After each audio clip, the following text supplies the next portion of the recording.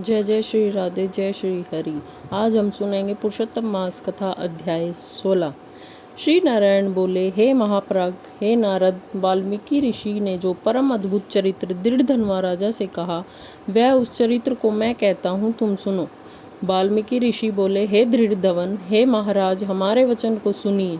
गरुड़ जी ने केशव भगवान की आज्ञा से इस प्रकार ब्राह्मण श्रेष्ठ से कहा। गरुड़ जी बोले, हे द्विज श्रेष्ठ, तुमको 7 जन्म तक पुत्र का सुख नहीं है। यह जो वचन हरि भगवान ने कहा, सो इस समय तुमको वैसा ही है। फिर भी कृपा से स्वामी की आज्ञा पाकर तुमको पुत्र दे दूंगा। हे तपोधन, हमारे अंश से तुमको पुत्र होगा। जिस पुत्र से गौतमी के साथ तुम मनोरथ को प्राप्त करोगे, किंतु उस पुत्र से होने वाला दुख तुम दोनों को अवश्य होगा। हे द्विज शार्दुल, तुम धन्य हो जो तुम्हारी बुद्धि हरि भगवान में हुई। हरि भक्ति सकाम हो अथवा निष्काम हो, हरि भगवान को दोनों ही प्रिय है। मनुष्य का शरीर जल के बुदबुद के समान क्षण में नाश होने वाला है। उस शरीर को प्राप्त कर जो हृदय में हरि के चरणों का चिंतन करता है, वह धन्य है। इस अत्यंत दुर्स्तर संसार से तारने वाले हरि भगवान के अलावा दूसरा कोई नहीं है। यह हरि भगवान की ही कृपा से मैंने तुमको पुत्र दिया है। मन में श्री हरि को धारण कर सुखपूर्वक विचारों और उदासीन भाव से संसार के सुखों को भोगो।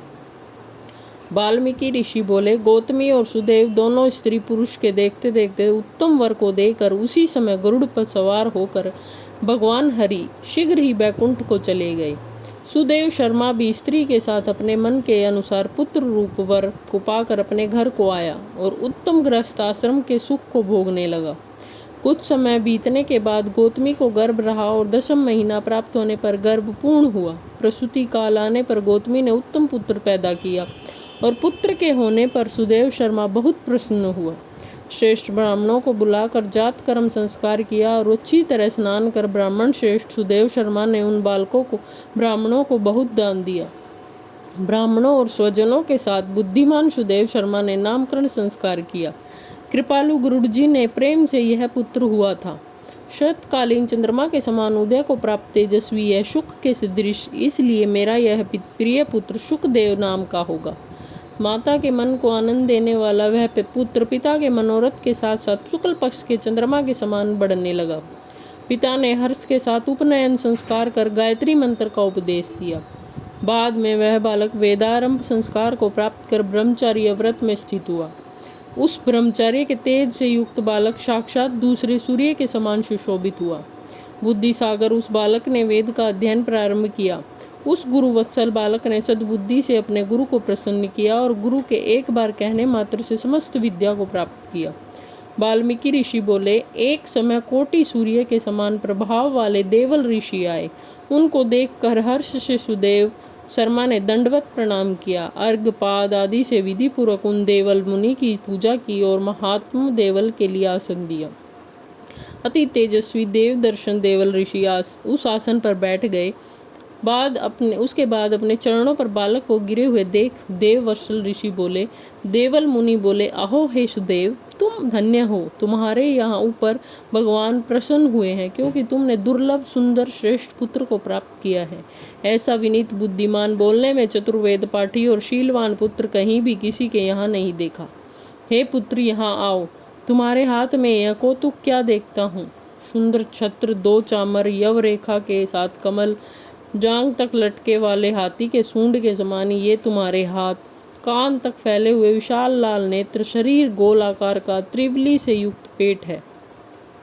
इस प्रकार उस बालक के विषय में कहकर उस ब्राह्मण को उत्कंठित देखकर देवल ऋषि फिर बोले, अहो हे सुदेव, यह तुम्हारा लड़का गुणों का समुद्र है। कंधा और कोक का संधि स्थान गूढ़ है। शंख के समान उतार चढ़ाव युक्त गला वाला, चिकने टेढ़े सिर के बाल वाला, ऊंची छाती, लंबी गर्दन, बराबर कान, बैल के समान कंधा, इस तरह समस्त लक्षणों से युक्त यह पुत्र श्रेष्ठ भाग्य का निधि है। एक ही बहुत बड़ा दोष है, जिससे सब व्यर्थ हो गया। इस प्रकार कहकर सिर कांपते हुए दीर्घ श्वास लेकर देवल मुनि बोले, प्रथम आयु की परीक्षा करना, बाद लक्षणों को कहना चाहिए। आयु से हीन बालक के लक्षणों से क्या प्रयोजन है? हे सुदेव, यह तुम्हारा लड़का 12वें वर्ष में डूब कर मर जाएगा। इससे तुम मन में शोक नहीं करना, अवश्य होने वाला निसंदेह होकर ही रहता है। मरणासन को औषध देने के समान उसकी कोई प्रतिक्रिया नहीं है। वाल्मीकि मुनि बोले, देवल मुनि इस प्रकार कहकर ब्रह्मलोक को चले गए और गौतमी के साथ सुदेव ब्राह्मण पृथ्वी पर गिर गया। पृथ्वी पर पड़ा हुआ देवल ऋषि के कहे हुए वचनों को स्मरण कर चिरकाल तक विलाप करने लगा। उसके बाद उसकी स्त्री गौतमी धैर्य धारण करते हुए पुत्र का अपनी गोद में लेकर प्रथम प्रेम से पुत्र का मुख चुंबन कर पति से बोली। गौतमी बोली, हे द्विजराज, होने वाली वस्तु में भय नहीं करना चाहिए। जो नहीं होने वाला है वह कभी नहीं होगा और जो होने वाला है वह होकर रहेगा।